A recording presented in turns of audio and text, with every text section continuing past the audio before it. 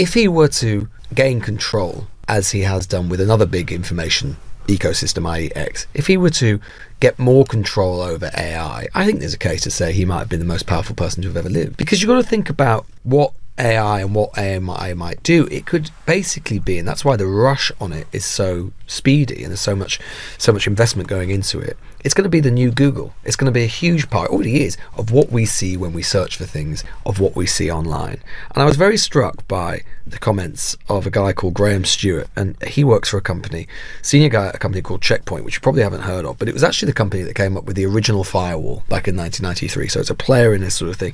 And he said this: concerns over AI ownership aren't just theoretical.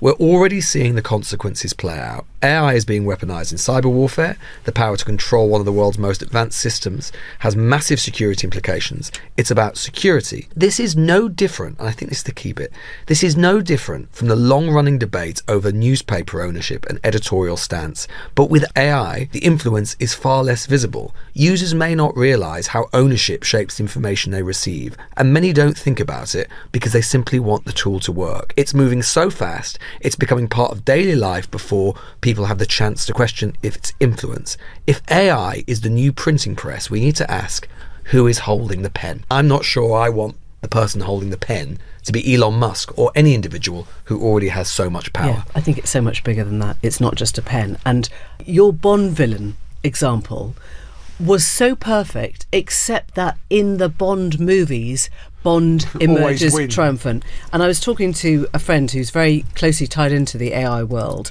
and she's been watching this, and she thinks that Altman is in a bind. She said he will reject and keep rejecting Musk, but when does Musk turn to Trump to turn up the heat on Sam Altman? Yeah. There are loads of threats they could levy on Sam Altman, make his life hell. In other words, we are acting as if the rejection of Musk has put Musk back in his box. She doesn't think it has. She thinks that this is the Bond movie where the villain emerges with the kind of, the jaws, mouth of metal or whatever it is, triumphant.